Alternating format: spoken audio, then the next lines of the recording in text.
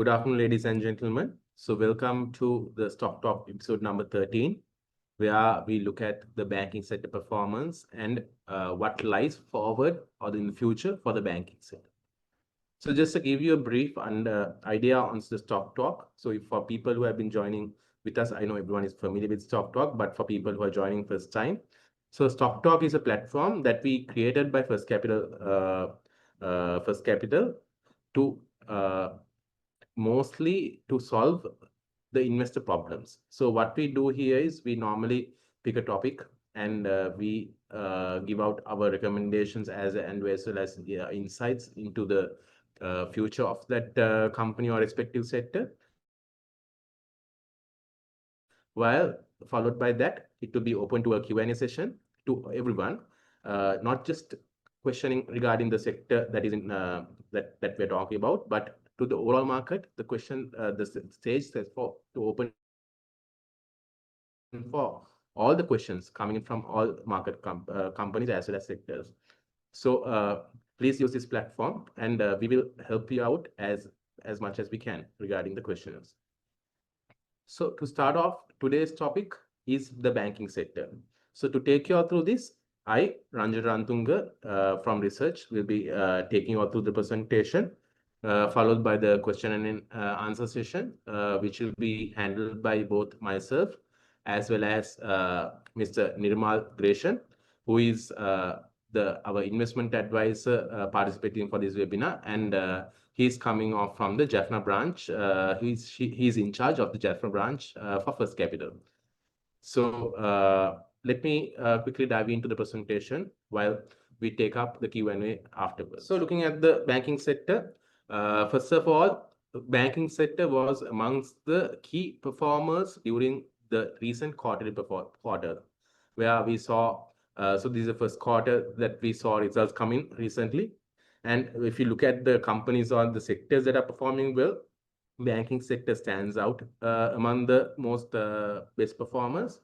So we saw a 35% year-over-year growth in profitability during the most recent quarter. So in terms of when you're talking the banking sector, we look at the FC universe. So in terms of FC universe, we have 6 companies: Commercial, HNB, Sampath, NTB, NDB, Ceylan, and Pan Asia. So these are the 7 companies that we are looking at in terms of FC universe. So when you look at the profitability of the FC universe, we are seeing profits go up by 35%. And if you look at on the individual company basis, what are the companies that were performing best during the period? We saw Commercial Bank as the leader and the premier banker of Sri Lanka, having the best performance with the highest profitability as well as one of the highest growth rates. While then we saw the next 2 big banks, the HNB as well as Sampath, being amongst the top contributors in terms of profitability. Then we also saw the relatively smaller banks like NTB, NDB, Ceylan, and Pan Asia also reporting very good results in line with our expectations, where we were picking the banks to be best performers, and in line with our performance, the profitability has also come in. Then we'll look at a few key things that drove the profitability. So when you look at the profits for the first quarter, we see the majority is coming from the net interest component. So when you're looking at net interest component, what needs to be considered is that we look at the banking spreads as well as loan book for expansion. So right now, what we're seeing is we are seeing banking rates stabilize. So with rates coming down from 2023. So if you look at 2023, the rates were at around around the 30% mark. So we have seen with the intermediary from the Central Bank of Sri Lanka through the rate cuts, we saw rates come down. And currently, the AWPR holds around the 8.3% mark. So on the back of this, we saw interest rate spreads come down as well for the banks, which brought down NIMs as well during the period. But however, although from one side, the spreads are coming down, from the other side, we saw a loan book improving. So if you look at the first chart that is on the left-hand side, you may see how the loan book has picked up during the period under consideration. So if you look at this quarter, we saw loan book picking up almost by about 8% during the period as well on a year-over-year basis.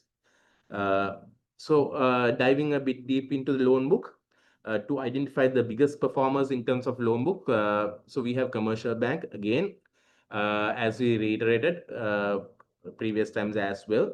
Commercial bank is the biggest private bank in Sri Lanka, and the biggest lender in terms of the private banks.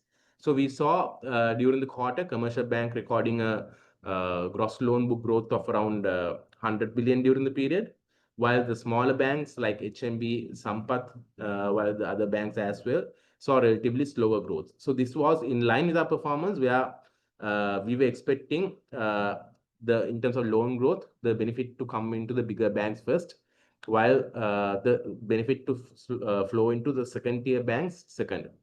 The main reason behind this argument is that, so when you're looking at the loan book, we had to see how the economy is also performing, because economy and loan demand is something that go hand in hand. When you look at the economy, normally when you are coming out of a crisis, the first to recover is the high income earners and the professionals. And what we are seeing is that what we're expecting was also that this to happen. And because of the commercial bank, HNB and Sampath, as well as now NTB is a new entrance to this market, are dominating in this corporate lending, high net worth, as well as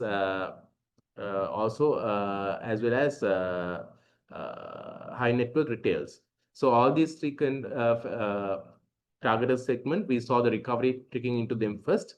So because of that, the loan growth is higher in terms of the bigger banks.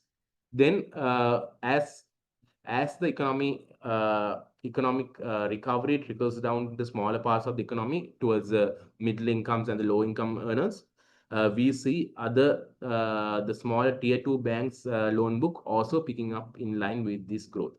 And I think now, if you're looking at from a GDP perspective, we had 6 quarters of growth for the first quarter, where for the first quarter we had for the fourth quarter we had a growth of 5.3% in terms of GDP growth. So this was a very good strong growth, and this growth helped us in terms of our economy to record 5% growth as well. So this benefit is now trickling down to the smaller parts of the economy, where we saw last year where the high earners were getting the biggest chunk of the benefit from the economic recovery. Now it's starting to trickle down to small segments as well. So on the back of this, we believe the tier 2 banks will be also one of the main focal points for loan growth during the period under consider. And if you look at the recent quarter also, what we see is during the first quarter, the smaller banks have also recorded loan growths compared to the bigger banks as well.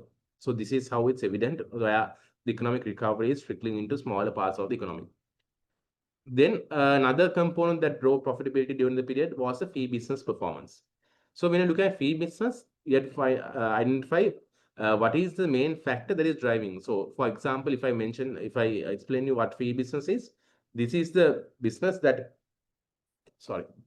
the bank generate through providing of services. For example, the fees charged on credit cards. This is one thing. Then the fees charged for opening LCs is another thing. While we may see other fees also, such as for fees regards to withdrawing and depositing of money. Also, all these are things that will contribute to the fee business of business for a bank. So when you're looking at this also goes hand in hand with the economy, where when the economy recovers, which improves the activity levels of a country, we may see fee business also going up. So that's what we are seeing right now, where the fee business are improving on an improving trajectory. So if you look at on the chart on the left-hand side, if you compare against the, except for the last quarter, if you compare against previous quarters, we see how the fee business has sizably picked up.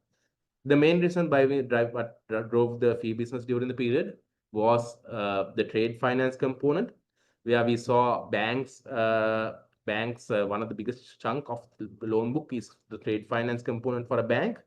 So with imports opening up, we saw more and more LCs getting open likewise. So this is what positively contributed to the fee business for the period.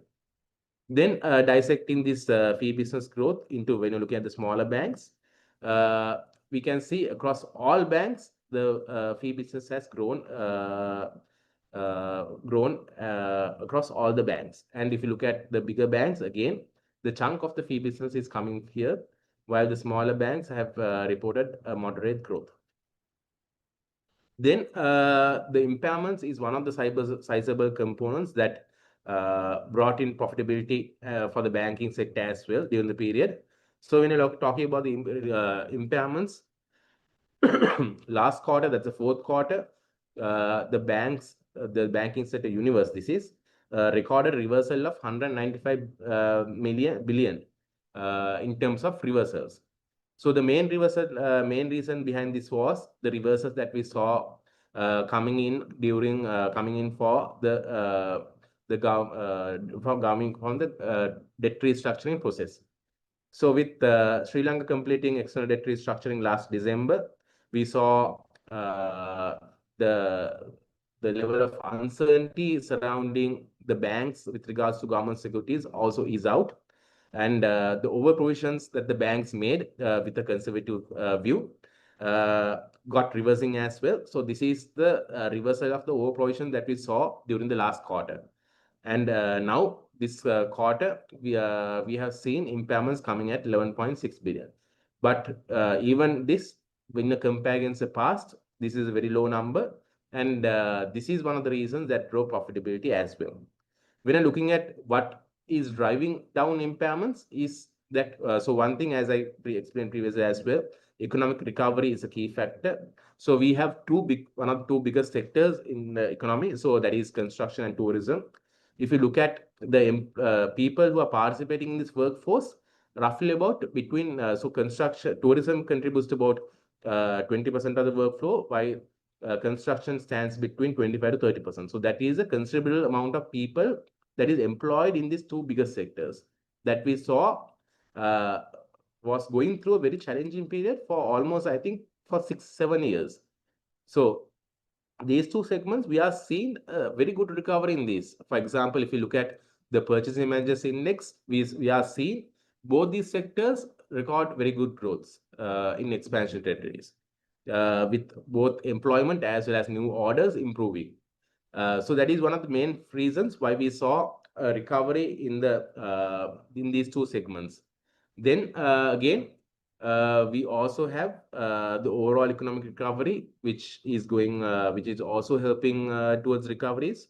While then we have better collection methods that undertaken by the banks. So this is also contributing. While then finally, now one of the latest is that we had Parate execution go out, suspension getting lifted as well. So this is something that to look forward for when you're expecting relatively lower impairments in the future as well, which will be partly helped by the Parate execution as well. So these are the few factors that drove impairments during the quarter. And as I mentioned before, impairments, being lower impairments is one of the critical factors that have been driving profitability during the period as well. Then looking forward, we have, so with all these things positively trickling down into profits, we have seen ROEs also improve on the banking sector. So, so if you look at the banks, we have seen across the board, across all banks, we have seen ROEs, that is return on equity, improving. So if you look at why the banks fell down into the cheap valuations that we saw during the past few years, that the main reason was the lower ROEs.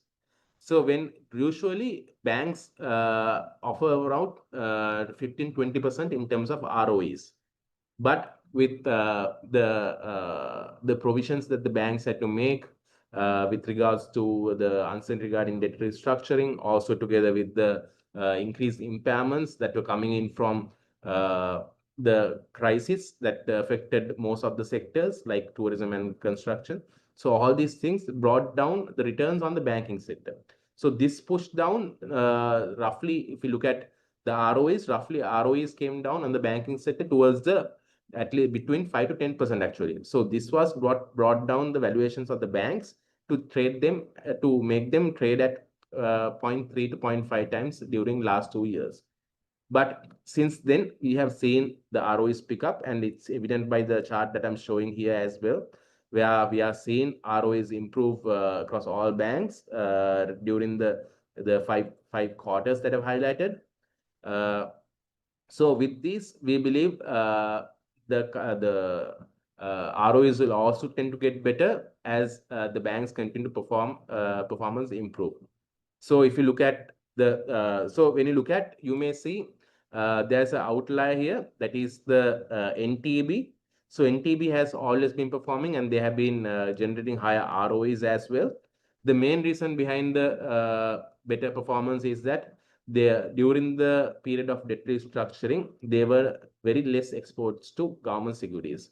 So this resulted with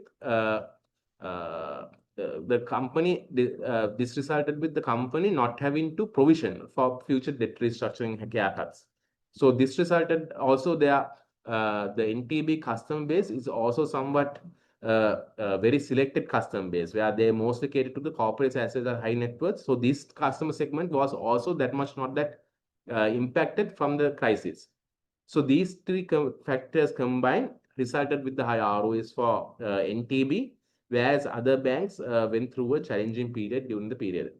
So that is why if you look at NTB also, when all other banks fell into the valuations of 0.3, 0.5 times book value, NTB was trading at about considerably at a 0.8 to 1 times book value, even though during those periods. So that was the main reason why we saw NTB outperforming the peers.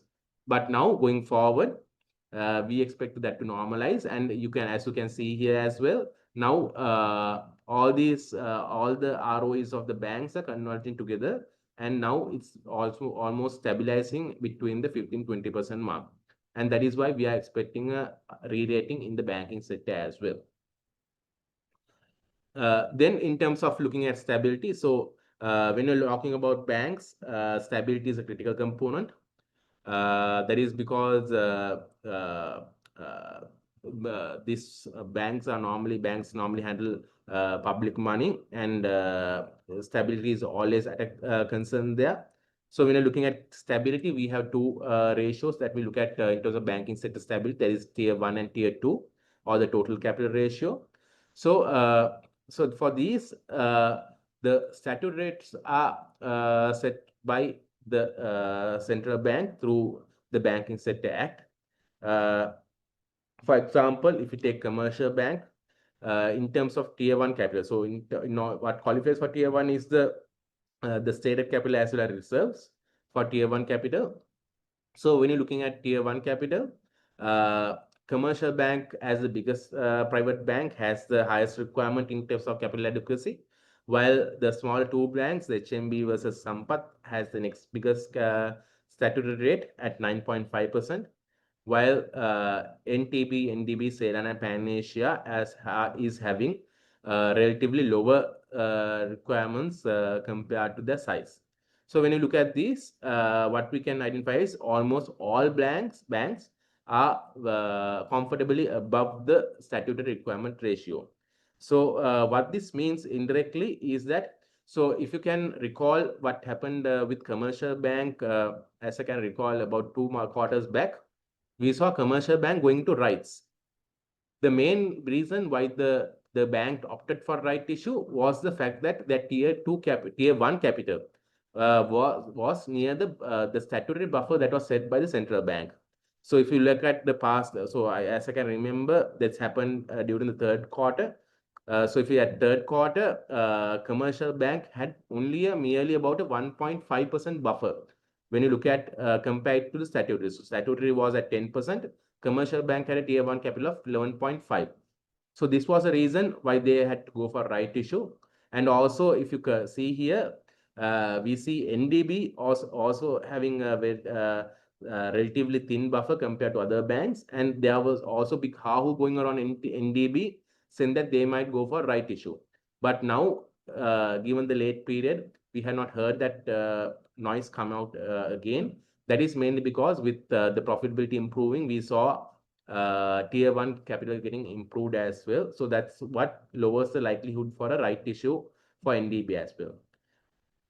But if you look at analyze the present situation, what we can see here is that almost all banks are comfortably above the statute requirement, lowering the case for right issue in the upcoming period. Then looking at the total capital, what total capital consideration is the tier one capital as well as long-term borrowings. So in terms of long-term borrowings, the banks doesn't usually borrow like people do. They do through debentures. And right now, with the low interest rate regime that we are seeing in the country, the banks are trying to take advantage, and that's why we are seeing a lot of debenture announcements coming out. So yeah, so even here, what we are seeing right now is the banks are very comfortable in terms of total capital. But given the low interest rates that we are seeing, banks may use this to bump up their capital in terms of total capital. Also, when the capital adequacy ratio bumps up, this will allow them to lend an increased amount as well. So both of these factors are combined will possibly cause more debentures to come in, and we may see more debentures coming into the market in the future as well. So, so in terms of capital adequacy, we don't foresee any issues for a bank in terms of capital adequacy, and we don't expect rights to come in as well in terms of capital as well. Then moving on to recommendation. So we have two from First Capital Research. If you have been following us, we have been giving out recommendation on key economic indicators. Today, we are only going to talk about the AWPR as well as private sector credit, because that is the two main things that will impact the banks. So when you're looking at the AWPR, so AWPR are currently hovering at about the 8.3, 8.5% mark. But however, from First Capital Research, we are expecting a somewhat of a bit pressure to come into AWPR towards the second half of this year. The main reason is the pickup in consumer that we are expecting. So as you know, in terms of consumer, there are a lot of proposals from the budget. So budget took place on February for 2025, and we saw with this government's maiden budget, government giving out more in terms of state salary adjustments as well as private sector salary adjustments. Then pensions were increased as well as assessments, everything was increased. So all these will come into play from April of this year onwards. So so our view at First Capital is that we believe all these things positively affect consumer drive, and this will lead to higher demand, higher demand for loans, which will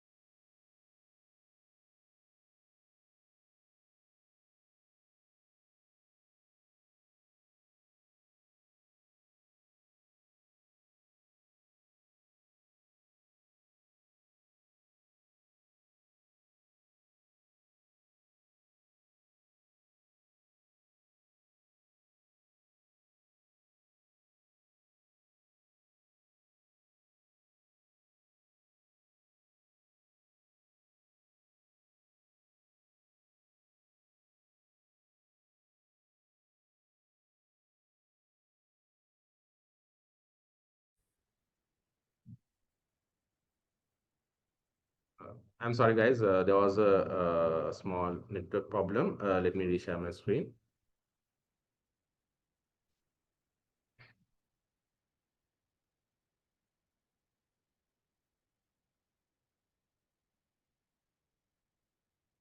Yeah. So as coming back, as I was mentioning, uh, the for 2025 from First Capital, we are expecting private sector credit growth to continue at 12%.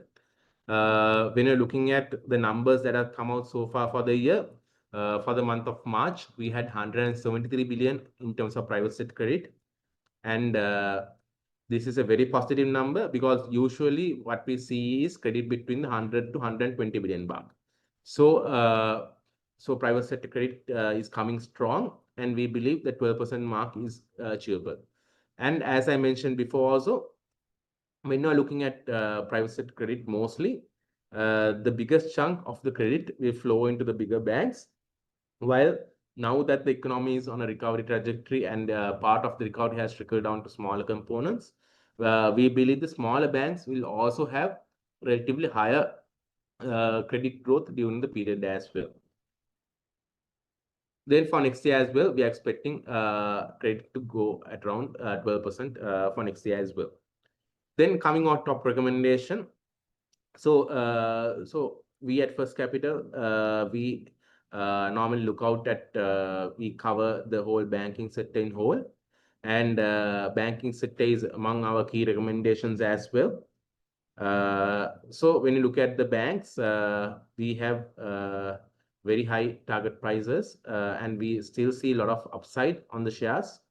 When you look at the shares, what we see is, as I mentioned, we have what do you mean, like we have relatively lower upsides for the bigger banks when you compare against the second tier bank. So if you've been following it us from 2 years back, for 2 years we have been recommending the bigger banks first as the priority picks. That is mainly because, as I mentioned to previously also, the loan book benefit will flow into bigger banks first. But now we are starting to look at the tier 2 banks as well. And as you can see here, compared to the prices 2 years back and prices now, what you're saying is the bigger banks re-rating faster, while the smaller banks also have re-rated, but at a very low pace.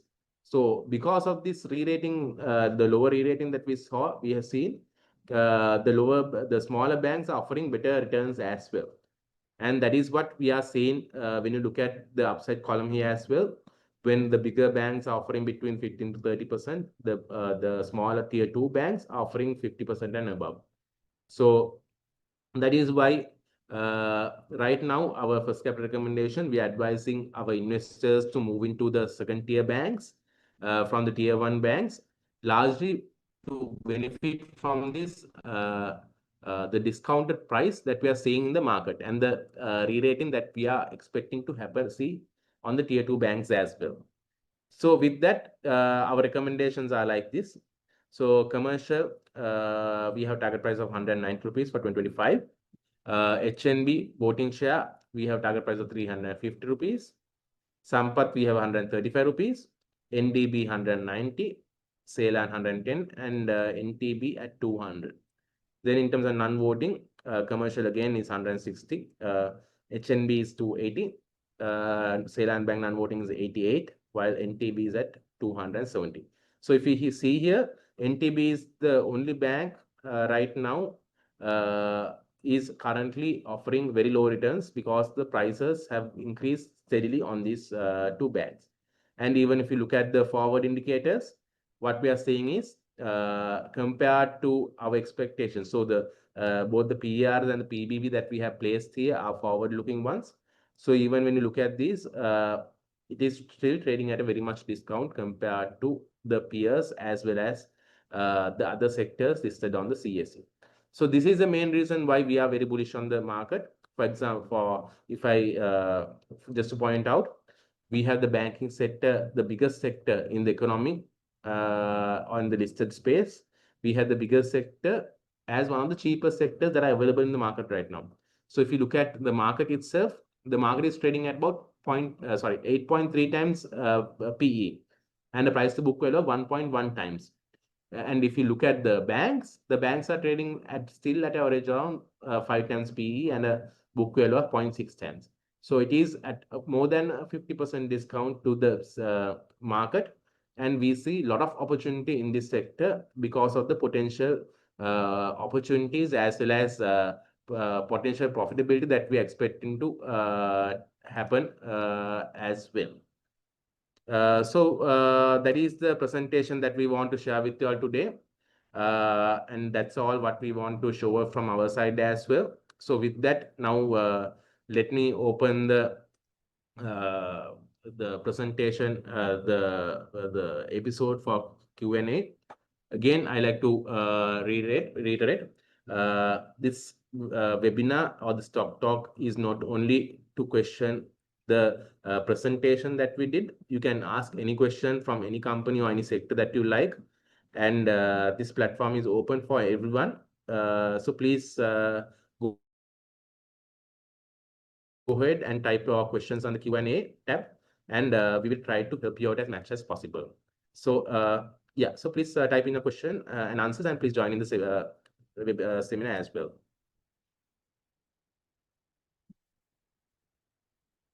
Yeah.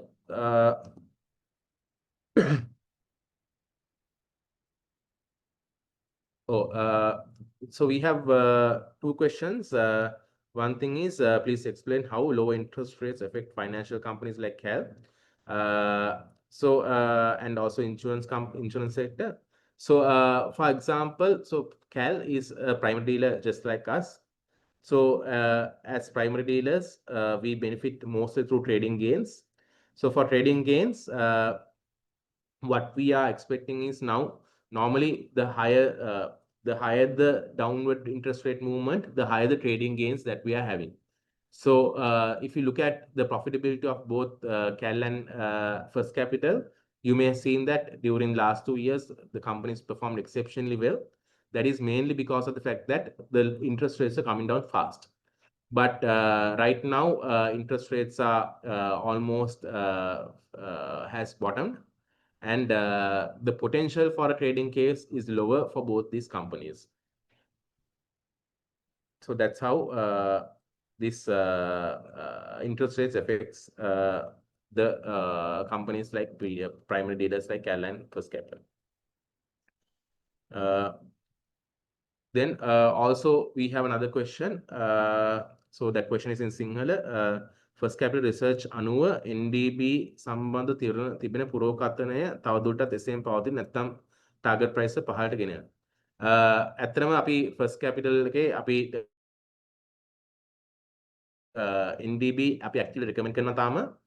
මේකට මම ඉස්සර කිව්වාගේ හේතුව තමයි මූලිකම හේතුව තමයි අපි දැන් මම ඉස්සර කිව්වාගේ අපි ගිය අවුරුද්දේ ටාගට් කරේ ලොකු බැංක්ස් ටික කමර්ෂල් බැංක් සම්පත් HNB වල තමයි අපි මෙයින්ලි ප්‍රයොරිටි දුන්නේ.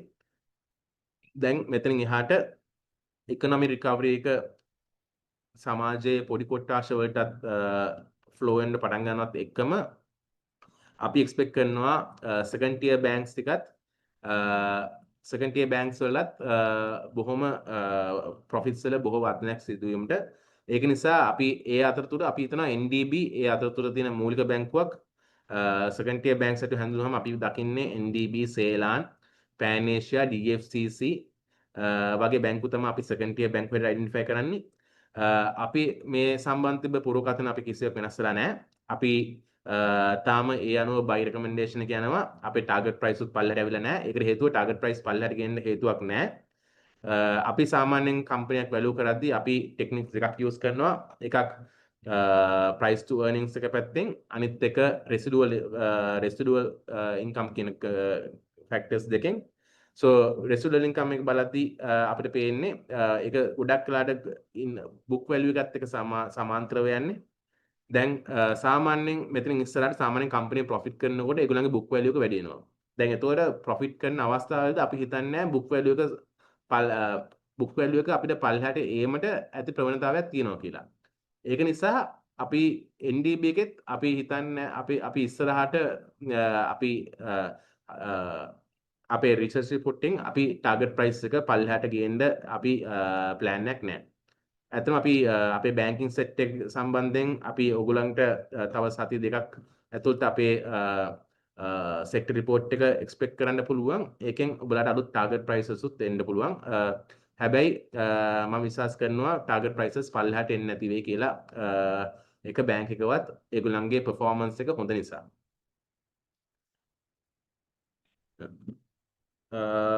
ඊට පස්සේ අපිට තව questions ගොඩක් ඇවිල්ලා තියෙනවා.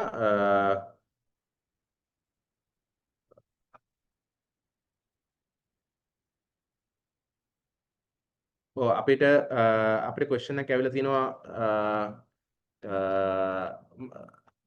audience එකෙන්. මම ඒක I will sorry I will give that question to Nirmal. Nirmal, the question is over to you. This is very relevant question right now. Many investors are asking the same question. Let's look at the stock market like relay race. For the example, an 800 meters race, there are starting point and finishing line, and between 4 runners each cover 200 meters, passing the baton from one to another. Only completing all these stages can they reach the finishing line. The stock market works in similar way. Early investors buy shares at low price. When the price hits a certain level, they due to sell due to their financial goals. New investors then enter the price at this level, hold the stock. When they earn 10 to 20% return, they also sell. The circle will continue. All this happened until shares eventually reach the target price predicted by stockbrokers firm. Currently market sentiment is positive, and we are seeing more participation. Bigger volumes are coming. Today also 8.7 billion turnover. External factors also favorable. So there are no need to worry. Banking shares will definitely reach next level. That's all. Right. Thank you, Nirmal. So just to reiterate what Nirmal just shared with us. As Nirmal also explained, investing in a share is a big journey. So some people enter at very low prices and they exit midway. And then another set of consolidation happens. And that's, I think, that is evident from the market as well, where we are seeing most of the banks sitting around the same place from a couple of months back, consolidating at the same levels. So this is a normal part of a life cycle in a share. So to get to the eventual destination, the share will change hands between a lot of investors. And so the share goes through a period of rising, consolidation, a period of downturn. So all these are part of a share cycle. And that's what we are right now going through is a period of consolidation. So we are seeing a lot of investors actively collecting banks and as well. So this is, I think, a very positive sign for a sign showing how potentially what potential the share can reach actually, because after periods of consolidation sign, the liquidity in the market dries down. With the drying down of liquidity, the share clears the current obstacle prices or the resistance prices that are there in the market. So after those get cleared, we may see share moving up. So nothing to get worried on the banking sector shares. This is just a period of consolidation that we are seeing, and the profitability is also supporting the growth. So nothing to get worried there. Thanks, Nirmal. Also, yes.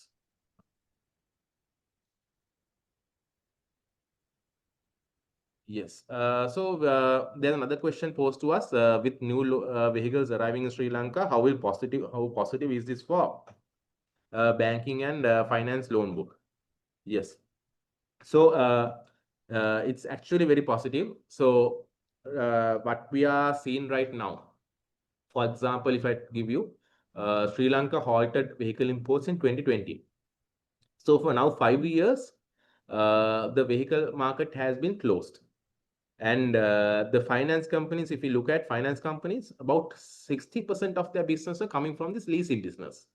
And we saw this business drying up drastically. So now that the vehicle imports are open, we expect them to be positive. But something to note is that when you're looking at vehicle imports, what we can see for is the vehicles that are in the market right now, or the vehicles that are being advertised and all, are very expensive. So if you heard the governor's speech that after monetary policy briefing that happened last week, if you heard the speech, the governor is mentioned that Sri Lanka have seen close to $450 million of LCs being opened in terms of vehicle imports, and about 9,100 vehicles have come into the island so far. So this is all in line with the expectations as well. We were expecting demand to come in, but something to note is that the initial demand, or the very high demand that we are seeing for vehicles, what we believe is a pent-up demand. Because what we have seen is during the past 5 years, people who were waiting to buy a car couldn't buy a car. So they were waiting to buy a car. So this is the demand that we've seen come in as well, which is called the pent-up demand. But looking forward, we may see the demand slowing down slowly. The main reason behind this is the fact that the prices are very expensive in terms of new vehicles. So if you look at how the disposable incomes of people have recovered, they have not recovered that fast. So because of that mismatch, we are expecting vehicle imports to slow down, but I don't think it's going to be decline or anything like that, because again, it will go up, but it will go up slowly. But what needs to happen is the market will also has to get adjusted. For example, if I'm mentioning, we have right now what we see on the ground level is that the previous favorites, like the Japanese, the Toyotas, the Hondas, all the Japanese cars and the European cars are very expensive right now, compared to very expensive right now. So on the back of lower or reduced disposable incomes, what we can expect is, we expect this either the market has to adapt, where the market supply shifting to cheaper destinations, for like what we already seen. Like for example, now BYD, the Chinese brand, is getting very popular in Sri Lanka, as well as the Beijing brand. So we may see demand coming into these companies where they are priced at a relatively smaller price point, for example. Then the supply also has to shift to other countries like the Koreans, the Malaysian cars, like what? Because in terms of pricing, the Japanese car prices are slightly on the expensive side, and we don't believe that the disposable incomes have recovered fast to support that growth.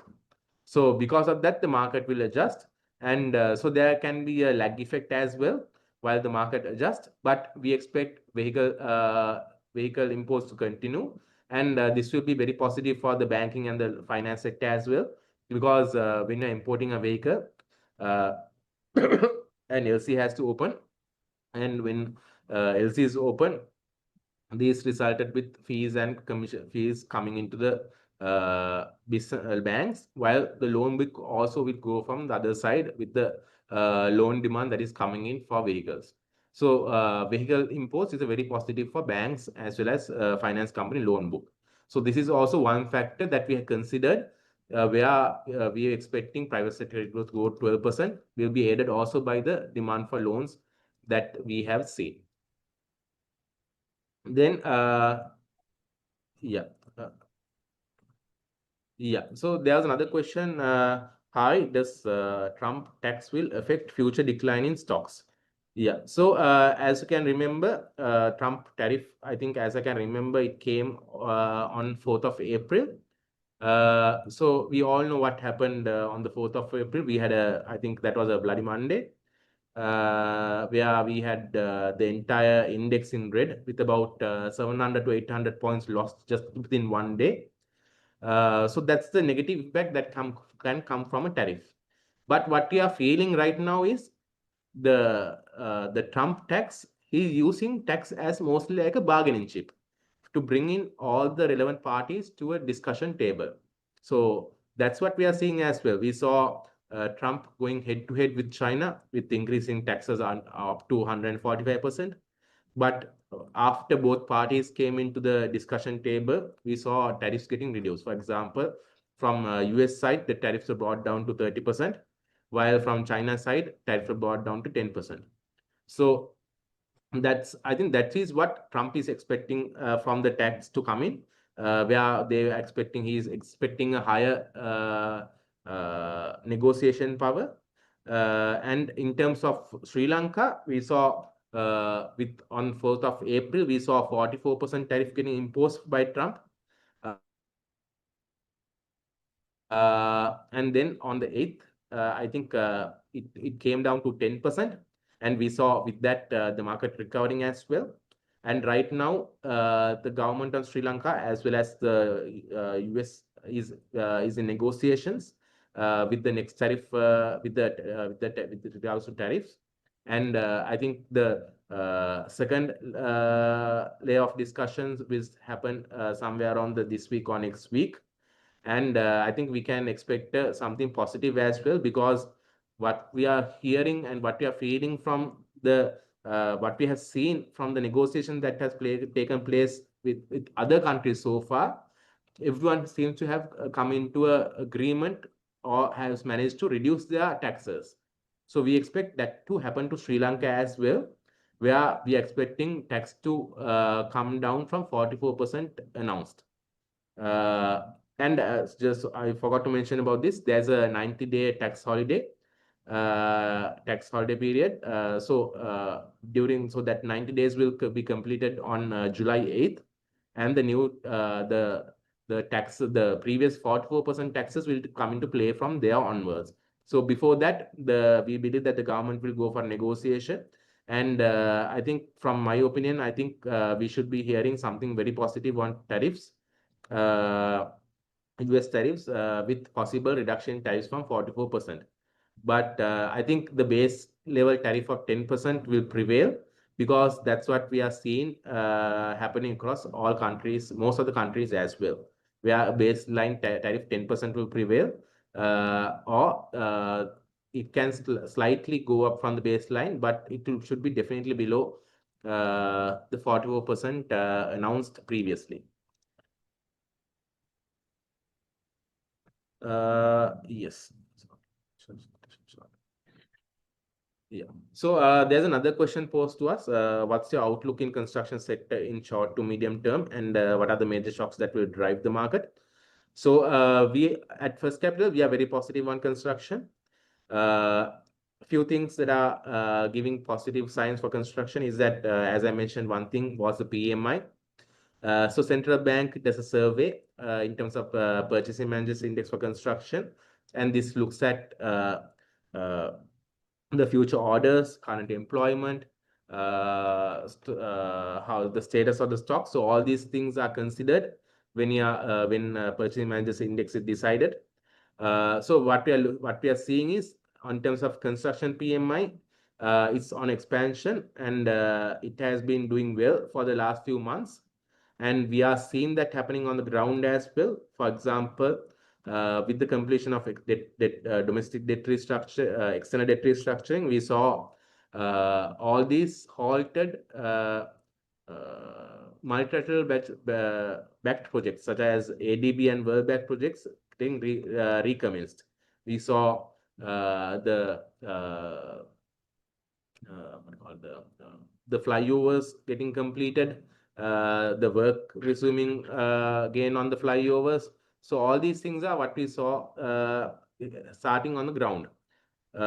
Combined with that, we are now seeing the low interest rate regime that is in the country is also helping the recovery in the construction sector as well. For example, if you look at the ground, we are seeing the housing construction is again recovering, coupled with low interest rates, as I mentioned, also together with the reduction in construction material prices. For example, pack of cement that was at around the 3,000 rupee mark previously is now at about 2,100, significantly come down. While same goes for sand and iron and everything that is relevant to construction as well. So all these prices are coming down, and that together with the interest rates are helping the recovery of the demand as well. So all these things are showing positive signs, and we are seeing we also saw the government also coming and supporting construction sector, where the past dues that were due from the government to the constructors were also paid. So all these are positively affecting the construction sector, and with that, at First Capital, we are very bullish on construction as well.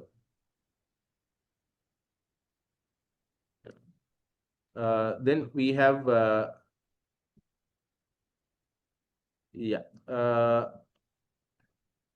then we have another question that is coming that is come from the audience, and I like to direct this into Nirmal as well. Nirmal, this question is over to you.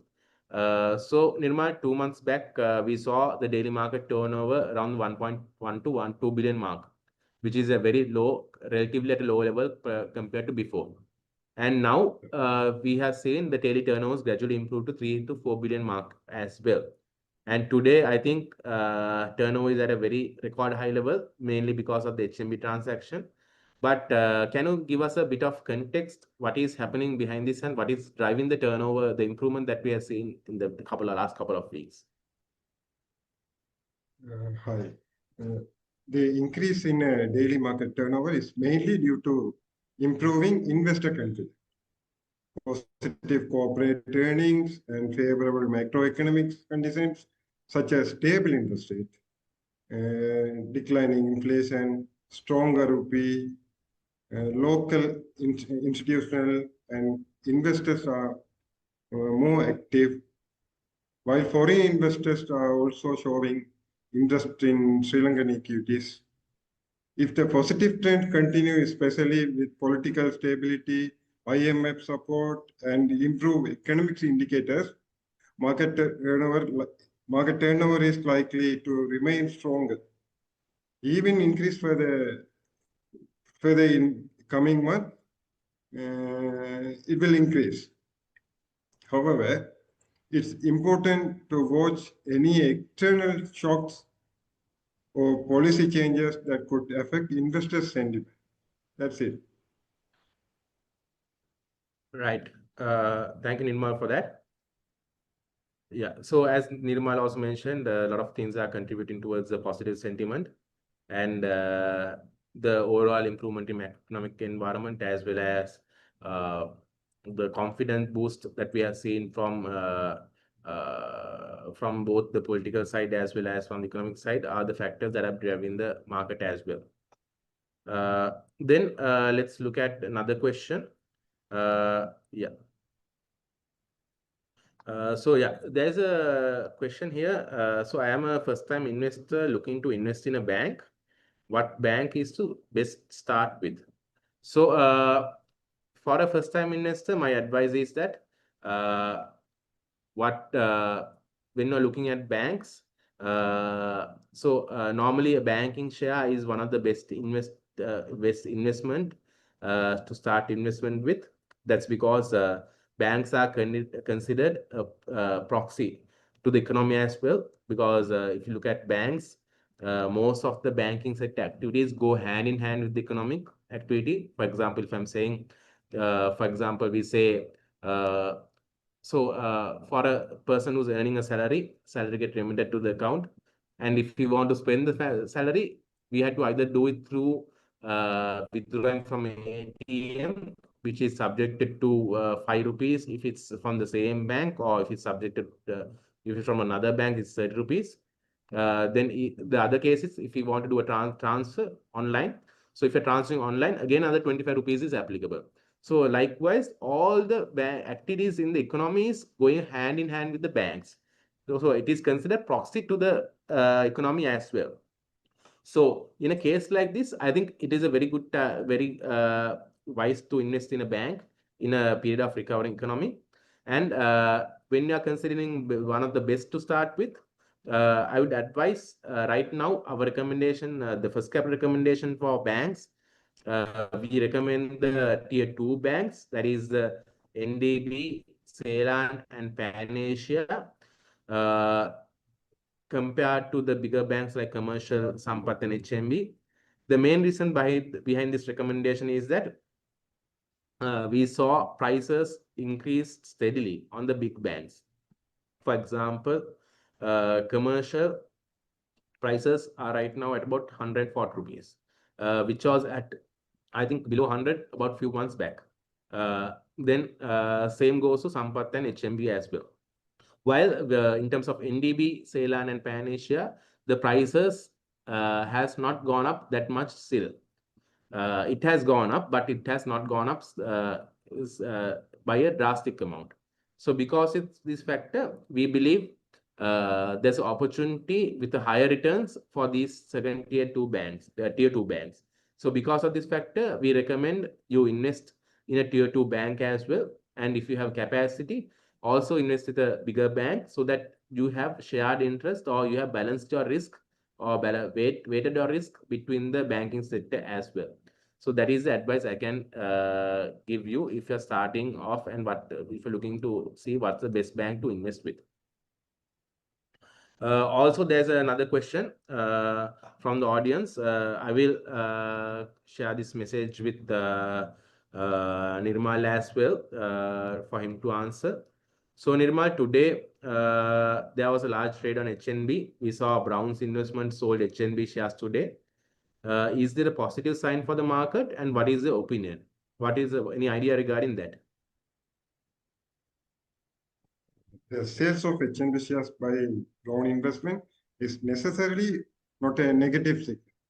Institutional investors like Brown Investment often rebalance their portfolios based their internal strategies, liquidities needs, or new investment opportunities. This kind of action does not always reflect a lack of confidence of the stock itself. In fact, such a transaction can improve market liquidity and create opportunity for other investors to buy at this attractive price level.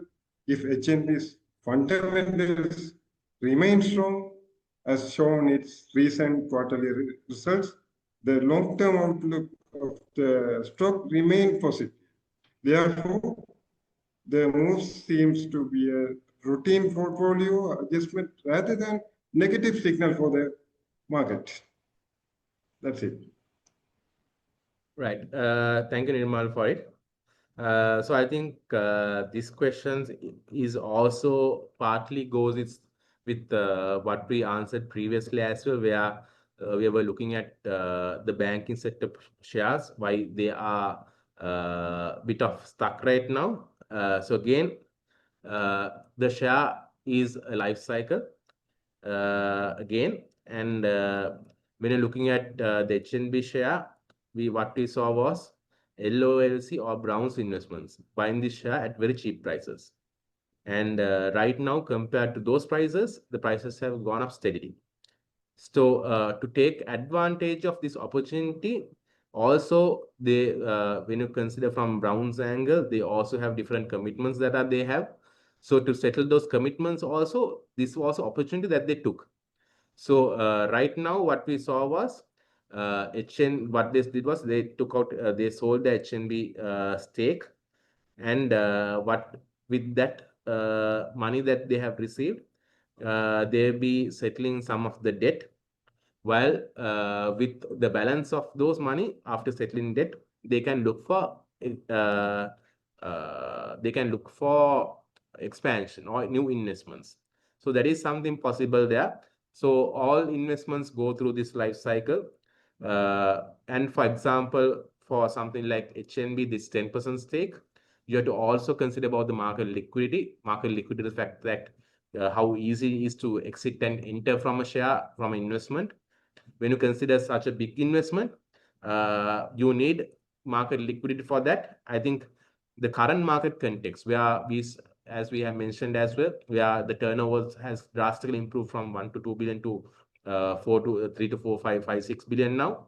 So in this present context, the opportunity is there for people with big stakes to realize their profits rather than selling it in a down market or selling during a highly going up market, because when the market is going up fast also, it's very difficult to sell. So we believe was a very good opportunity to realize that gain that they were sitting on. And I think that's what they did with the HMB transaction today as well. But that doesn't mean that HMB share is bad. As I mentioned to you throughout the presentation as well, HNB is amongst the fast-growing banks, and we believe uh, they will continue to grow as well, and their profits will improve, and ROAs will also start back to climb towards the 15 to 20% mark, where we will see re-rating of the share happen from current 0.6 times book value to somewhere around 1 times book value. We may see the re-rating happen with the ROEs improving as well. With that, we will take one more question because we are right now almost up with our timeline.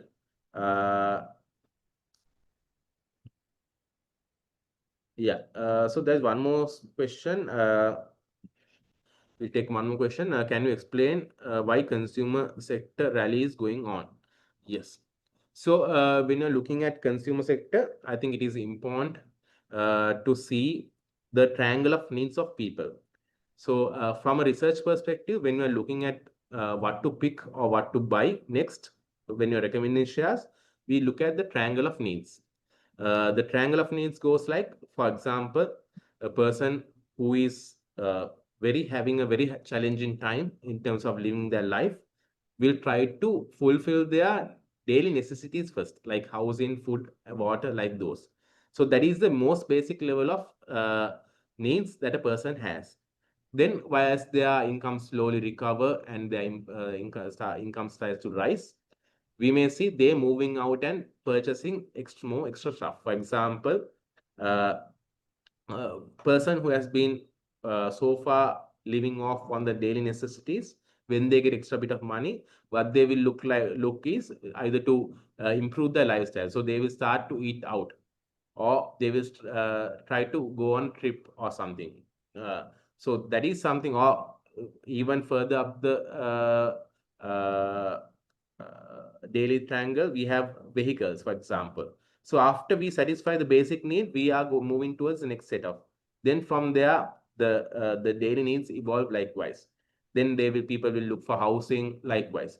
So what we are seeing is we are still at the very early stages of economic recovery.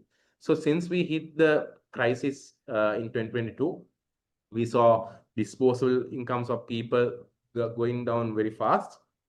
So now that the economy is picking up and slowly recovering, and the key sectors are also recovering, we are seeing disposable income slowly picking up as well. And this has been evident by the central bank published daily real sector wages as well, where we are seeing steady pickup in both private and public real sector wages. So with that, we expect as the economy, as a recovery continues, we expect consumer to be the main beneficiary in the economy right now. And that's what we are seeing from the results that have come out so far as well. So if you look at results of CCS that came out today, they reported very good results. Then if you also look at the companies like Haley's that put out results, so Haley's has a consumer arm.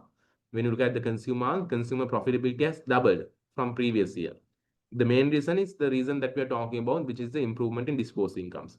So when we are looking at this cycle or the cycle of needs, the next thing that will come up is the consumer demand that we are expecting. So that demand we are seeing happening in the ground right now. So that is what we are seeing with the profits of companies significantly improving as well. So that is what been driving consumer staple prices as well during the past few days. Yeah. Yeah. So we still have a lot of questions there, but given the time constraint that we have, we won't be able to answer the rest of the questions. But please redirect this question to research@firstcapital.lk. That is the research email address. Please direct to this. Also, what you can do is you can also follow our WhatsApp pages. That is, we have two pages. One is First Capital Invest. The second one is the First Capital Trading Insights. So all these two channels is where we share our latest research publications. Also, our research publications are available on the on our website as well, which is also free to everyone to have a look. So please visit these sites. And if you have any questions, please reach us, the research department, through research@First Capital. And we will try to help you out as much as possible, like we have done today. So with that, we have come towards the end of the presentation, as well as our Stock Talk episode. The next Stock Talk episode will take place in another 2 weeks. I hope to see everyone who was present here today there as well. And again, please join us. Please clarify your questions with us as well.